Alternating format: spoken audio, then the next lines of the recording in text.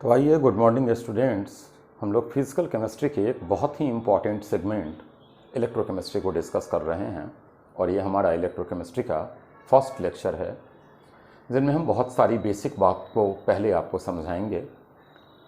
फिर उसके बाद धीरे धीरे हमारा इलेक्ट्रोकेमिस्ट्री जो है वो अपने लेवल को थोड़ा अपग्रेड करता रहेगा। तो सबसे पहली चीज़ आइए, थोड़ा इलेक्ट्रोकेमिस्ट्री चैप्टर के नेम को अगर देखा जाए तो एक्चुअली दो पार्ट से मिलकर बना है, एक इलेक्ट्रिकल और एक केमिकल। मतलब पहली चीज़ जो इसमें हम लोग जानेंगे, इलेक्ट्रिकल एनर्जी का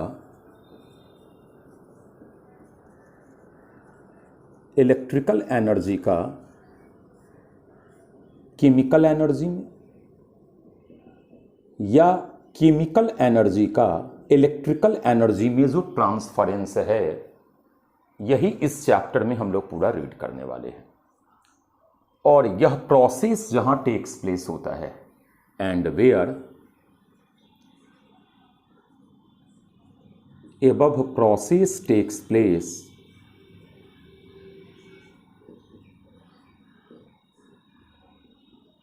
उसे ही हम लोग शेल बोलते हैं। जहां ये प्रोसेस होती है वो हमारा शेल कहलाता है। अब अगर आइएगा तो दो प्रोसेसेस हैं, एक इलेक्ट्रिकल एनर्जी से केमिकल एनर्जी नंबर 1 और एक हमारा है केमिकल एनर्जी से इलेक्ट्रिकल एनर्जी नंबर 2। तो दैट इज वाई सेल का डिवीजन भी हमारा होता है दो। एक हम लोग बोलते हैं इलेक्ट्रोकेमिकल सेल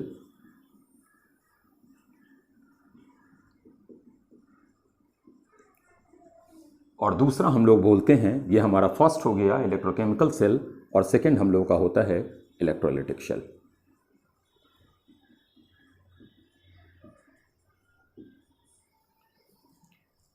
सेकेंड एक बात जानिएगा कि ये एक्चुअली इलेक्ट्रोकेमिस्ट्री जो हमारा चैप्टर है वो एग्जाम्पल है रिडॉक्स रिएक्शन का। मतलब ये रिडॉक्स चैप्टर्स का आगे का पार्ट है। तो हम लोग यहाँ पर जो भी चीज़ें पढ़ेंगे वो रिडॉक्स रिएक्शन के बारे में पढ़ेंगे। अब अगर रिडॉक्स रिएक्शन के बारे में हम पढ़ रहे होंगे तो ऑब्वियस सी बात है कि हमारा ऑक्सीडेशन और रिडक्शन दो चीज़ें चलने वाला है साथ साथ, क्योंकि ऑक्सीडेशन और रिडक्शन टेक्स प्लेस साइमल्टेनियसली होता है। ऐसा नहीं है कि ऑक्सीडेशन में इलेक्ट्रॉन का लॉस होने के काफ़ी देर के बाद acceptance of electron reduced component करता है। ऐसा नहीं है, एक ने इलेक्ट्रॉन लॉस किया और दूसरे ने क्विक उसी सेकेंड पे उस इलेक्ट्रॉन को एक्सेप्ट किया। तो एक रिडॉक्स है। तो रिडॉक्स का मतलब ऑक्सीडेशन, और अगर हम ऑक्सीडेशन पे आ जाए तो increase in oxidation number earlier पढ़े हुए हैं, और अगर हम रिडक्शन पे आ जाए तो हमारा डिक्रीज इन ऑक्सीडेशन नंबर। अब क्या है, हमारी दो प्रोसेसेस साइमल्टेनियसली चलेंगी, एक ऑक्सीडेशन और रिडक्शन। हम दोनों चीज़ों को एक ही बार में आपको समझा नहीं सकते हैं, तो दैट इज वाई हम अभी इनिशियली चैप्टर को दो आधे पार्ट में बांटे हुए हैं। पहला हम लोग किसी एक सेगमेंट को पहले पढ़ लेंगे, फिर सेकेंड सेगमेंट को पढ़ेंगे। जब दोनों को हम सेपरेटली अच्छी तरीके से जान गए होंगे तब हम लोग लौट कर आएंगे जहां दोनों सिस्टम को एक ही बार में ऐड करेंगे। क्लियर है? तो चलिए, सबसे पहली चीज जहां से हमारा ये चैप्टर स्टार्ट होता है वो जरा हम लोग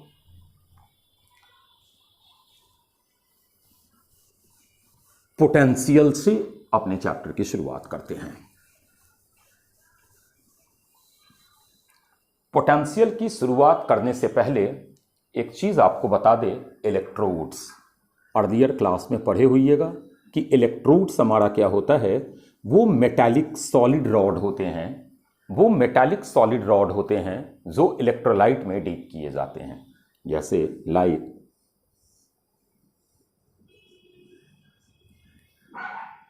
जैसे मान लीजिए ये हमारा एक मेटालिक रॉड है, ये इलेक्ट्रोलाइट में डीप किया गया है और यह रॉड एक्चुअली सोर्स होता है इलेक्ट्रॉन का। क्लियर है? बातें समझ में आ गई? क्या बोला गया कि इलेक्ट्रोड्स एक्चुअली सोर्स हैं इलेक्ट्रॉन के। अब आगे बढ़े ना, चलिए तो आते हैं फर्स्ट चीज जहां से हमारा ये चैप्टर शुरुआत होता है, वो है दो चीजें, सॉल्यूशन प्रेशर, ऑस्मोटिक प्रेशर।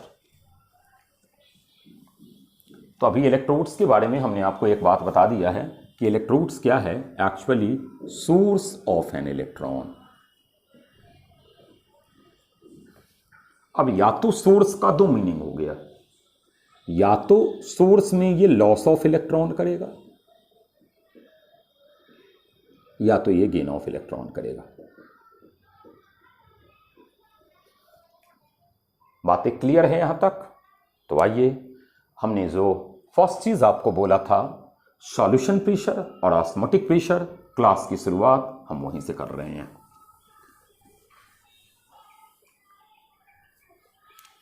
सबसे पहली चीज हम लोग सीखते हैं सॉल्यूशन प्रेशर के बारे में। पहली चीज जानिए कि ये हमारा सॉल्यूशन का एक प्रॉपर्टी होता है। ये हमारा सॉल्यूशन का एक प्रॉपर्टी है। कौन सा प्रॉपर्टी? तो आइए देखा जाए।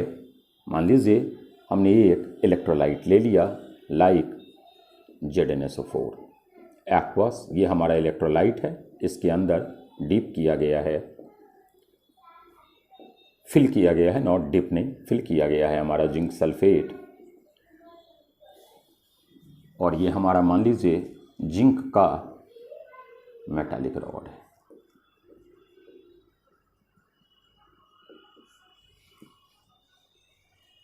होता क्या है वो समझिएगा। सॉल्यूशन प्रेशर में मेटल्स, ये जो मेटल जिंक है, flow in form of ions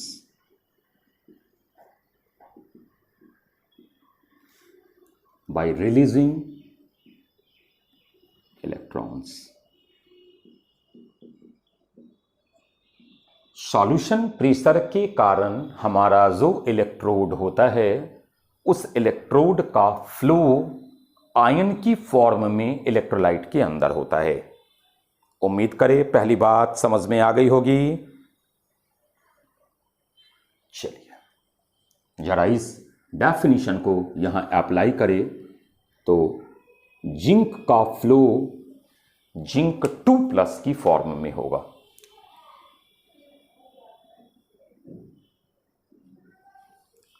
इसके कारण इस रॉड का डीके होता है। मान लीजिए रॉड का डीके हो गया, हमारा जिंक इलेक्ट्रॉन दे रहा है। कैसे ये फेनोमेनन हुई ये जरा समझिएगा। तो जिंक ने जिंक 2+ की फॉर्म में, ये हमारा सॉलिड था, ये जब सॉल्यूशन में फ्लो किया, एक्वस स्टेट प्लस 2 इलेक्ट्रॉन इसने रिलीज किया। अब अगर आप कोई कंडक्टिंग वायर लगा दीजिए, कंडक्टिंग वायर, तो यह वायर से इलेक्ट्रॉन आप बाहर खींच लीजिए। इसी इलेक्ट्रॉन को अब हम लोग यूज करेंगे रिडक्शन वाले पार्ट में। चूंकि मेटल जो है जिंक वो सॉलिड स्टेट में है और solid state actually flow of electrons होता है। आपका इलेक्ट्रोलाइट में फ्लो ऑफ आयंस होता है, लेकिन सॉलिड में फ्लो ऑफ इलेक्ट्रॉन्स है। और इलेक्ट्रॉन को फ्लो करवाने के लिए एक कंडक्टिंग वायर की जरूरत आती है। तो ये जो रेड कलर आप लाइन देख रहे हो, this one is your conducting wire.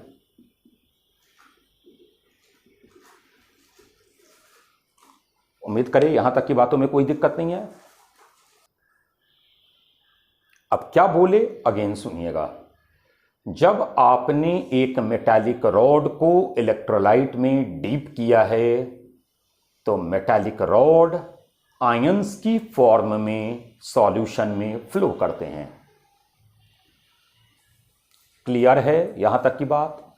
यह टेम्परेचर इंडिपेंडेंट फैक्टर होता है, लेकिन मेटल टू मेटल यह टेंडेंसी चेंज होती है।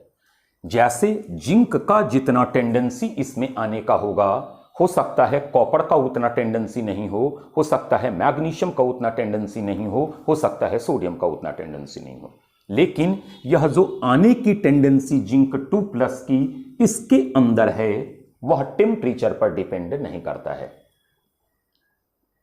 यह जो इलेक्ट्रॉन रिलीज किया, इस इलेक्ट्रॉन को या तो हम इसी इलेक्ट्रोड पर छोड़ दें या तो हम इस इलेक्ट्रॉन को कंडक्टिंग वायर के थ्रू कहीं और ले जाएं। जरूरी नहीं है कि हम इस इलेक्ट्रॉन को ऑलवेज कंडक्टिंग वायर से कहीं और ही मूव करवाए। समटाइम्स हम लोग ऐसा भी करते हैं कि इस इलेक्ट्रॉन को हम इसी रॉड पे छोड़ देते हैं। क्लियर है? यहां तक की बातों में तो कोई दिक्कत नहीं है। बच्चे ने बोला कि सर ये वाली पूरी बात तो हमारी समझ में आ गई, आप एक काम कीजिए सर, हम थोड़ा सा डेविएशन ले रहे हैं, समझिएगा। हम यहां ले लेते हैं कॉपर सल्फेट,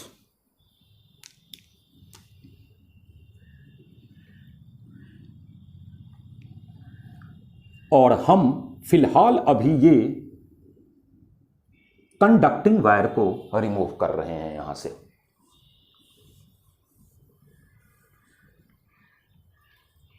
जिंक ने जो 2 इलेक्ट्रॉन रिलीज किया, वो इलेक्ट्रॉन इसी रॉड के मेटालिक सरफेस पे स्टिक हो जाता है, चिपक जाता है। अब देखिए, निगेटिवली चार्ज्ड और कॉपर पर हमारा 2+ चार्ज है। कॉपर पर हमारा 2+ चार्ज है।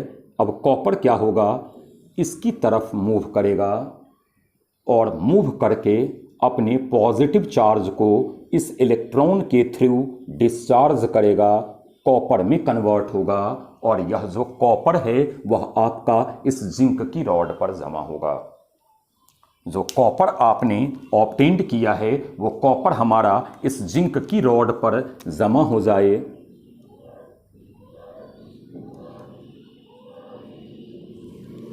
ये रेड कलर कॉपर डिपॉजिटेड है। This one is called direct process. लेकिन इसमें एक समस्या क्या हो गया वो सुनिएगा। कुछ देर के बाद ये सॉल्यूशन गर्म हो गया था। मतलब हमें केमिकल टू इलेक्ट्रिकल जाना था या इलेक्ट्रिकल टू केमिकल आना था, लेकिन हम हीट एनर्जी में अपने आप को ट्रांसफॉर्म कर दिए। हाय, अब ये कौन सा, तो जरा देखा जाए। केमिकल चेंज अकर हो रहा है। जिंक 2+ में जा रहा है, कॉपर 2+ कॉपर में जा रहा है। मतलब चेंजेस जो अकर हो रही हैं, चेंजेस जो आपका अकर हो रहा है वो चेंजेस हमारा है केमिकल चेंज। लेकिन इस केमिकल चेंज ने प्रोड्यूस कर दिया heat energy. That is why हम लोग ऐसा काम नहीं करते हैं, क्योंकि पूरी चैप्टर में हमने आपको स्टार्टिंग में ही बता दिया था कि बेटा हमें यहां हीट एनर्जी ऑब्टेन नहीं करना है। This one is your direct process. क्या बोले, अगेन सुनिएगा। सॉल्यूशन प्रेशर, अगर आपसे कोई पूछे कि भाई सॉल्यूशन प्रेशर क्या है, तो आप बताइएगा कि जब एक मेटालिक रॉड को एक इलेक्ट्रोलाइट में डीप किया जाता है तो मेटालिक रॉड की आयंस की फॉर्म में फ्लो करने की एक डेफिनेट टेंडेंसी होती है। अब डेफिनेट वर्ड का भी मीनिंग सुनिएगा। ऐसा नहीं है कि जिंक फ्लो होते होते हमारा ये अल्टीमेटली रॉड गायब हो जाए और पूरा का पूरा जिंक 2+ आ जाए, नहीं। ये सॉल्यूशन जैसे ही सैचुरेट बनेगा, जिंक का फर्दर फ्लो जिंक 2+ की फॉर्म में नहीं होगा। अब हमने अभी कंडक्टिंग वायर नहीं लगाया हुआ है, हमने कंडक्टिंग वायर अभी छोड़ दिया है। अब वो जो इलेक्ट्रॉन ये रिलीज कर रहा है, ये रिलीज्ड इलेक्ट्रॉन जिंक की रॉड पर जमा हो गया। जिंक की रॉड पर ये चीज जमा हो गया, तो अब कॉपर 2+ इस इलेक्ट्रॉन के कारण इस रॉड की तरफ अट्रैक्ट हुआ, जहां ये अपना 2+ चार्ज डिस्चार्ज किया और डिस्चार्ज करके कॉपर में कन्वर्ट हो गया, और ये जो कॉपर आप ऑब्टेन्ड किए वो जिंक की रॉड पर जमा हो गया। हमने कहा कि भाई ये एक हमारा डायरेक्ट रिडॉक्स प्रोसेस है, लेकिन इसमें समस्याएं क्या आ गई कि आपने केमिकल चेंज को हीट एनर्जी में कन्वर्ट किया, जबकि हमें स्टार्टिंग में ही बोले थे कि बेटा ये हमारा chemical change heat energy transformation नहीं है, हम केमिकल चेंज को मैकेनिकल चेंज में परफॉर्म करें या मैकेनिकल को केमिकल में कन्वर्ट करें। That is why direct process आपको इलेक्ट्रोकेमिस्ट्री के अंदर नहीं दिखेगा, लेकिन अगर दिख रहा है तो उसके ड्रॉबैक्स हमने आपको बता दिए। अब हम लौट कर आते हैं अपने उस इनडायरेक्ट प्रोसेस में जिसमें हमने कंडक्टिंग वायर लगाया हुआ था और इलेक्ट्रॉन को कहीं और भेज रहे थे। तो बच्चे ने बोला कि चलो सर ठीक है, आप क्या करो, अब क्या करो सर, थोड़ा सा फिगर हम फिर से हटाते हैं और वही कंडक्टिंग वायर वाली बातों पे आते हैं।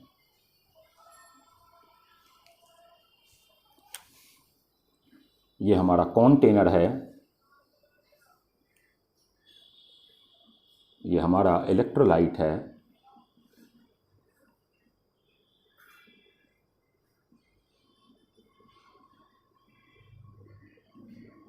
हमारा जो इलेक्ट्रोलाइट है वो मान लीजिए जिंक सल्फेट का है, हमने उसी का इलेक्ट्रोलाइट ले लिया है एक्वस। हमारा जो रॉड है वो जिंक का रॉड है, ये हमारा जिंक का रॉड है। बहुत सारी बात बेटा हम यहीं बता देंगे, केयरफुली सुनना। हमने एक कंडक्टिंग वायर लगाया हुआ है, ये हमारा इलेक्ट्रॉन दे रहा है। हम सॉल्यूशन प्रेशर की बात कर रहे हैं। In solution pressure metallic rod has a definite tendency to pass into solution in form of ions. या टेम्परेचर इंडिपेंडेंट फैक्टर है, मतलब जिंक का रॉड जिंक 2+ की फॉर्म में सॉल्यूशन में फ्लो किया। इक्वेशन बना हमारा zinc solid zinc 2+ aqueous plus 2 electron. इसी इलेक्ट्रॉन को हम खींचकर बाहर ले गए हैं। अब जरा देखिएगा क्या क्या हुआ। इनिशियली जिंक सल्फेट, सामने रिडक्शन भी उसी मोमेंट पे चल रहा है, लेकिन हम रिडक्शन को अलग से समझाएंगे, एक ही बार में दोनों चीजें नहीं समझा रहे हैं। ये इलेक्ट्रॉन रिलीज किया, रिडक्शन की प्रोसेस से स्टार्ट हो गई, क्योंकि रिडक्शन एक्सेप्टेंस ऑफ इलेक्ट्रॉन होता है। ये रिलीज इलेक्ट्रॉन को वो सामने वाला एक्सेप्ट करने लगेगा। हम अभी अलग अलग बता रहे हैं। अब क्या हो गया ये जरा देखिएगा। इनिशियली जिंक सल्फेट न्यूट्रल था, लेकिन जैसे ही जिंक रॉड हमारा जिंक 2+ की फॉर्म में आने लग गया, बच्चे ने बोला कि sir in solution zinc 2+ starts to increase. पहली चीज जो आपने ऑब्जर्व किया कि in solution Zn2+ starts to increase. इसके कारण क्या क्या हुआ? तो पहली चीज बच्चा बोलेगा कि सर जिंक 2+ का कॉन्सेंट्रेशन बढ़ेगा। कॉन्सेंट्रेशन को स्क्वायर ब्रैकेट में दिखा रहे हैं। सर जिंक रॉड का डिके हो रहा है तो mass of zinc rod decrease होगा।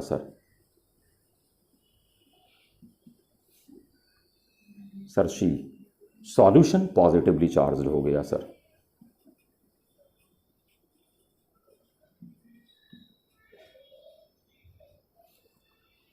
ऑक्सीडेशन हो रहा है, तो this one is oxidation half cell. क्या कोई दिक्कत है क्या भाई यहां तक में? अब जो अगली बात बता रहे हैं वो केयरफुली सुनिएगा। Solution positively charged, solution mood positively charged, solution mood positively charged. अब जरा इस इंटरफेस पे आइए जहां ये सॉल्यूशन और ये इलेक्ट्रोड मिल रहा है। उस इंटरफेस पर एक तरफ मूड चार्ज है तो एक तरफ उसके रिस्पेक्ट में कम चार्ज है। मूड पॉजिटिव चार्ज है तो इसका मतलब है कि इस इंटरफेस के इस साइड अगर मूड पॉजिटिव चार्ज है तो इस इलेक्ट्रोड पर उसके रिस्पेक्ट में कम पॉजिटिव चार्ज है। मतलब ये इलेक्ट्रोलाइट और ये इलेक्ट्रोड के इंटरफेस पर, यह इंटरफेस है, एक साइड सर मूड पॉजिटिवली चार्ज आ गया है।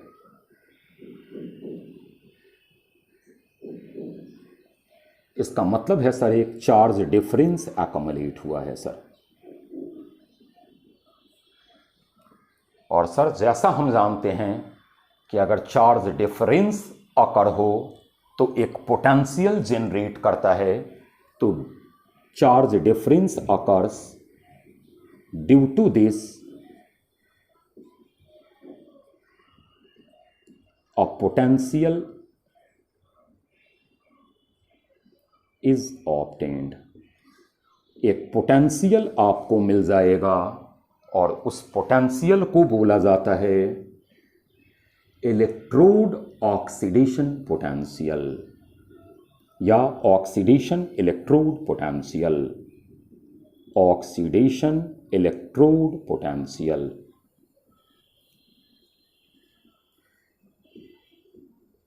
OP, oxidation electrode potential. Clear है भाई यहां तक की बातें या कोई दिक्कत है? चलिए, oxidation electrode potential is denoted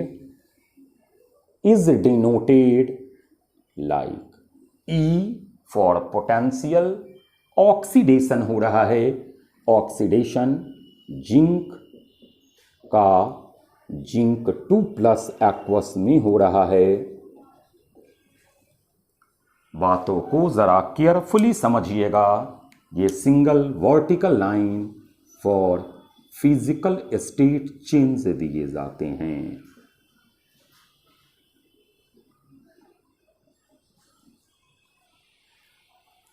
अगर दोनों सेम फिजिकल स्टेट में होता तो उन्हें कॉमा से रिप्रेजेंट किया जाता। उम्मीद करें यहां तक की बात तो समझ में आ गई होगी। चलिए, अब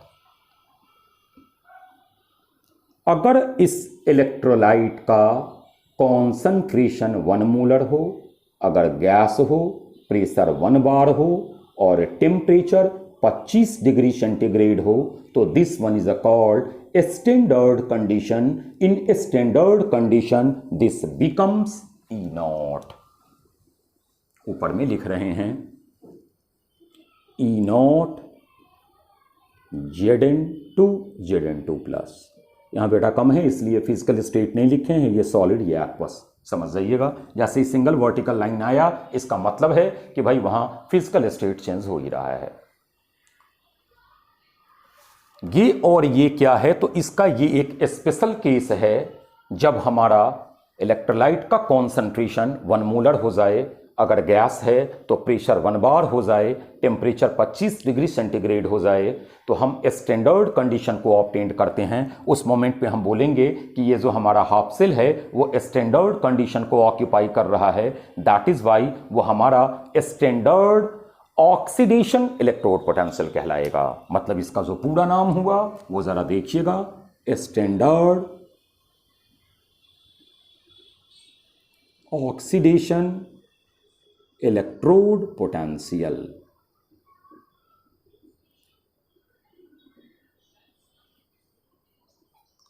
क्लियर? कोई दिक्कत नहीं यहां तक में? बढ़ा जाए अब आगे। चलिए, पूरी चीजों को अगर हम एक बार समराइज्ड कर ले तो यहां पर हमने आपको सॉल्यूशन प्रेशर के बारे में बताया। सॉल्यूशन प्रेशर के बारे में बहुत सारी चीज बताने के बाद हम एक चीज और बता पाने में अव्वल हो गए कि क्या है हमारा ऑक्सीडेशन इलेक्ट्रोड पोटेंशियल और क्या है हमारा standard oxidation electrode potential. Clear? चलिए, अब आते हैं जरा अगली बात पर, और वो है हमारा ऑस्मोटिक प्रेशर। अब ये सॉल्यूशन वाला ऑस्मोटिक प्रेशर नहीं है बेटा,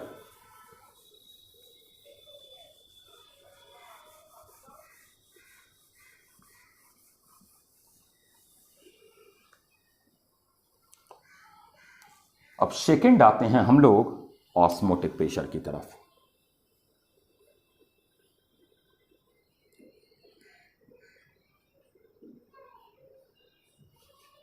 सॉल्यूशन प्रेशर में क्या था, मेटालिक रॉड का एक डेफिनेट टेंडेंसी था अपने आयन की फॉर्म में सॉल्यूशन में फ्लो करना। ऑस्मोटिक प्रेशर उस फ्लो का अपोज करता है। ऑस्मोटिक प्रेशर ये नहीं चाहता है कि मेटालिक रॉड मेटल आयंस की फॉर्म में इलेक्ट्रोलाइट के अंदर डीप करे। तो आ जाइए, आते हैं अब जरा, हमने ले लिया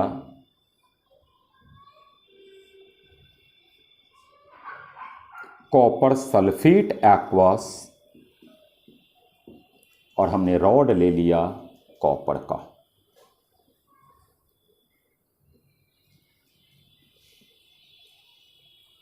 हमारा इलेक्ट्रॉन चलकर आ रहा था उस साइड से, उस इलेक्ट्रॉन को हम लोग दिखा देते हैं।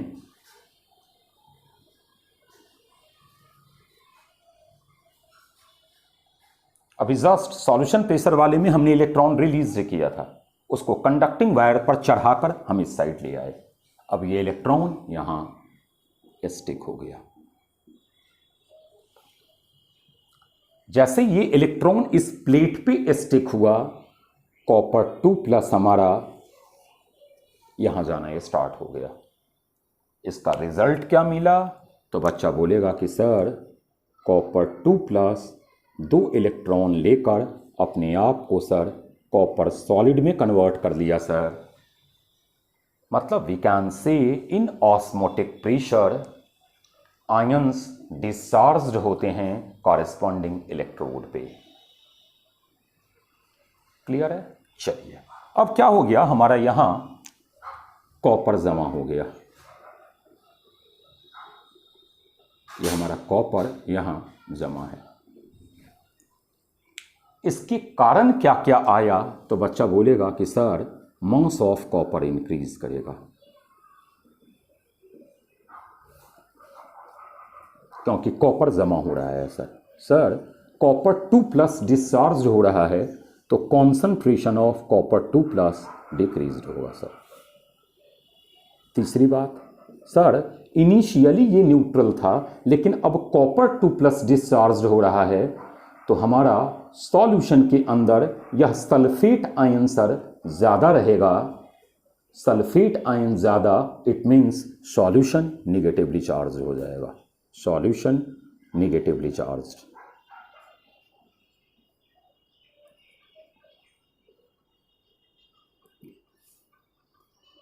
सर यहां हमारा भरा हुआ था कॉपर सल्फेट सर।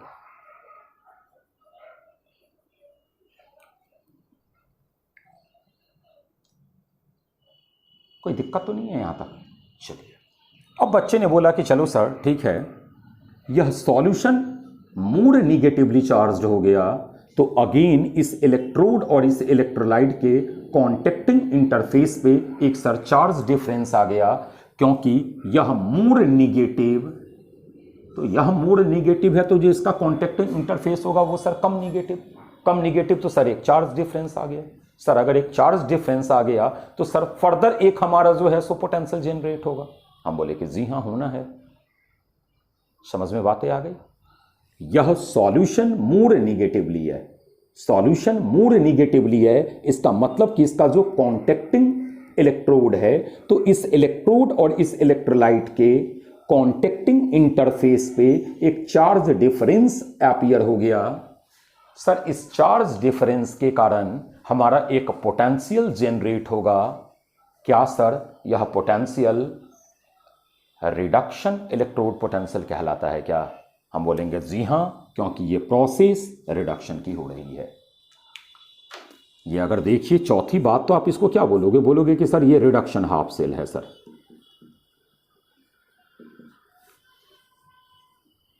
तो सर इस चार्ज डिफरेंस के कारण जो पोटेंशियल आएगा, दे आर कॉल्ड क्या? Reduction electrode potential.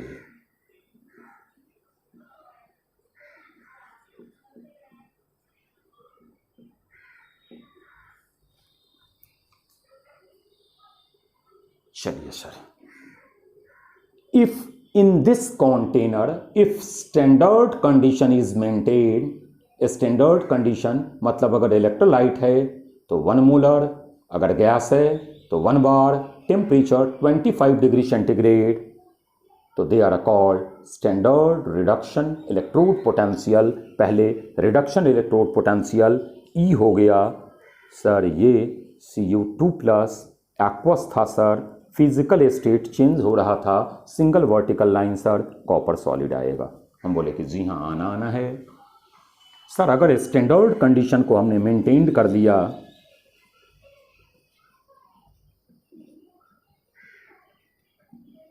तो सर ये हमारा E0 Cu2+ aqueous single vertical line copper solid होगा सर।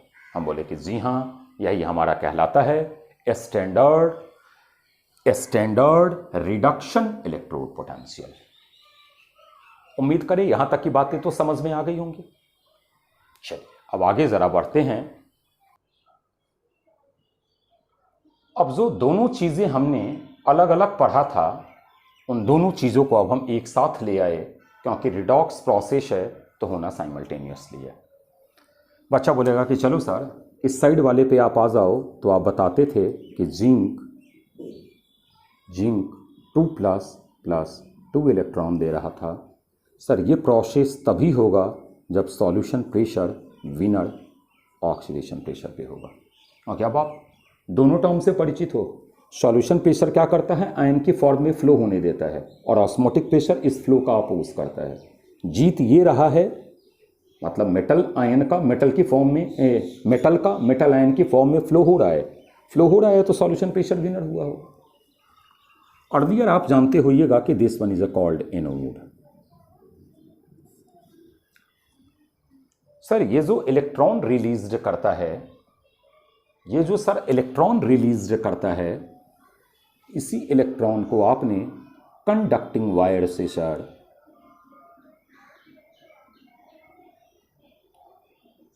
कंडक्टिंग वायर से आपने सर यहां पहुंचाया था, और इस रॉड पर सर इलेक्ट्रॉन चिपक गया था सर। इसके कारण सर ये इलेक्ट्रॉन हमारा चिपका हुआ है, इसके कारण सर हमारा कॉपर 2 प्लस सर।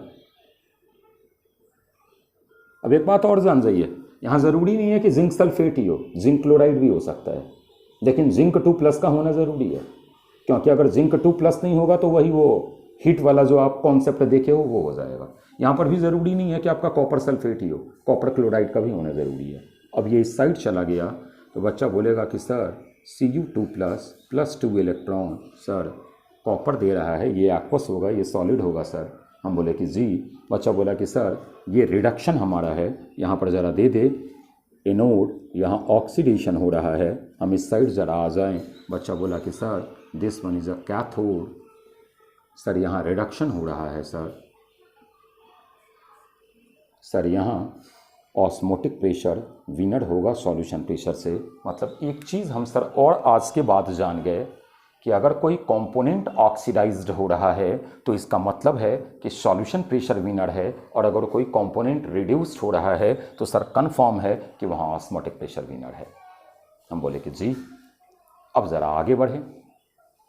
ये तो हो गया हमारा पहला कॉन्सेप्ट फर्स्ट। अभी ये पूरा बेटा फिगर नहीं है, अभी तो हम दोनों चीज़ों को साथ साथ लेकर आए हैं। अब आइए इसका जो पोटेंशियल आया था, तो बच्चा बोलेगा सर एक काम करो सर स्टैंडर्ड स्टेट मेंटेन कर लो सर, या बच्चा बोला कि सर बिना स्टैंडर्ड स्टेट के ही जाओ। हम बोले चलिए। तो सर इसका जो पोटेंशियल आया था वो आया था E Zn सॉलिड से sir Zn2 plus aqueous. Sir अगर स्टैंडर्ड स्टेट पे होते, इफ स्टैंडर्ड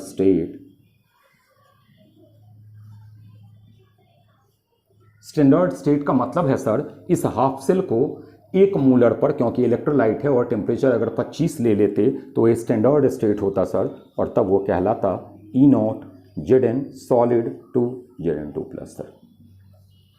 हम बोले कि जी हाँ। बच्चा बोलता कि सर वैसे ही अगर इस साइड आप आ जाओ तो सर होता E copper 2 plus aqueous single vertical line copper solid. Sir अगर स्टैंडर्ड स्टेट को आप मेंटेन करते तो they are E0 copper 2 plus aqueous to copper solid. Sir इसका मैग्नीट्यूड इसके मैग्नीट्यूड के बराबर नहीं होगा। हम बोले कि जी हाँ, नहीं ही होना है, दो डिफरेंट मेटल्स है।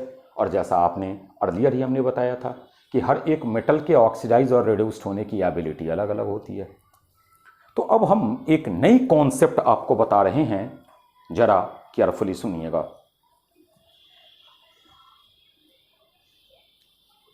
सेल पोटेंशियल, हम यही बीच में लिखते हैं क्योंकि और कहीं मेरे पास जगह नहीं है। सेल पोटेंशियल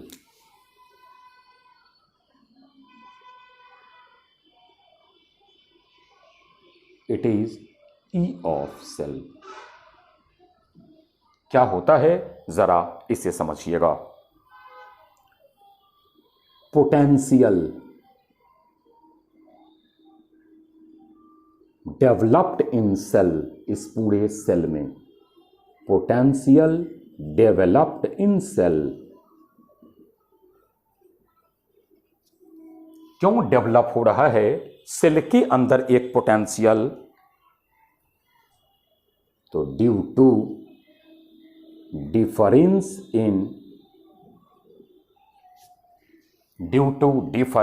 इन ये और ये इलेक्ट्रोड पोटेंशियल था, due to difference in electrode potential of two half shell.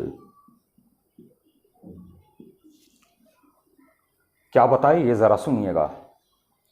एक सेल में जो पोटेंशियल जनरेट हो जाए, क्यों सेल में पोटेंशियल जनरेट हो जाए?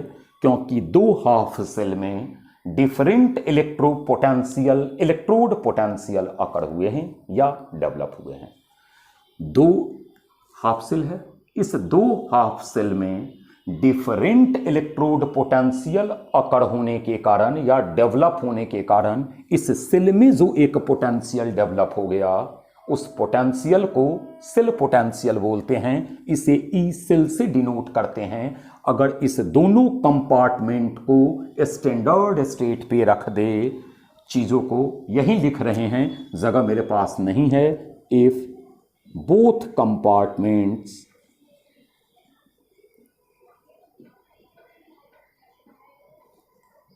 are in standard state,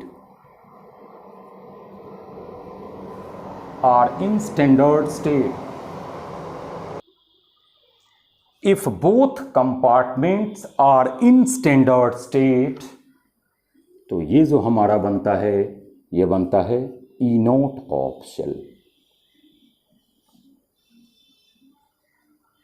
उम्मीद करें बात बेटा समझ में आ गया होगा। अब होता क्या है वो जरा देखिएगा। जगह हमारे पास इस साइड लिख रहे हैं, पहले हम ई की बात कर रहे हैं। तो बच्चा बोलेगा E of cell is equal to, देखिए जैसे लिखे हो, ई ऑफ Zn2 प्लस जैसे आप उस साइड का लिखे हैं E of Cu2 plus 2Cu। This one is your cell potential. अगर स्टैंडर्ड सेल पोटेंशियल की बात करें तो E नोट डाल दीजिए, E नोट डाल दीजिए, E नोट डाल दीजिए। उम्मीद करें बेटा यहां तक की बातें समझ में आ गई ना। अब बढ़ा जाए आगे। यहां तक में भी कोई दिक्कत है तो बोलिए। चलिए बढ़े आगे। अब आइए हम जरा चीजों को फिर से हटा रहे हैं, फिगर ये रहने दे रहे हैं।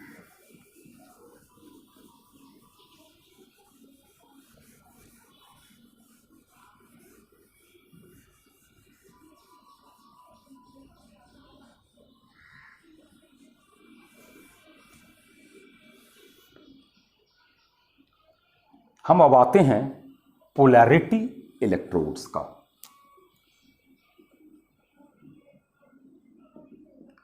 Polarity of electrodes.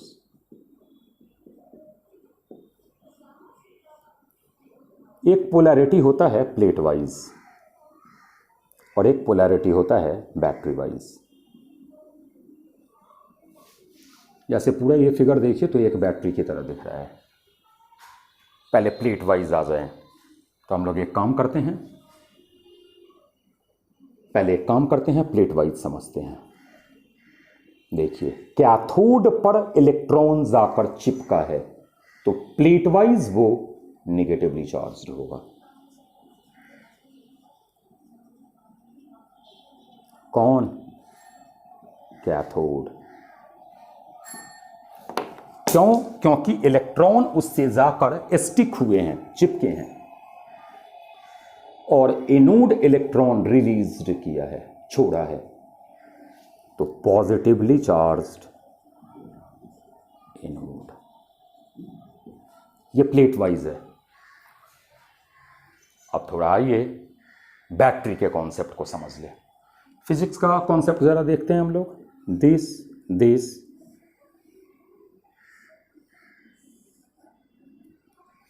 याद होगा, एक बड़ा लाइन एक छोटा लाइन।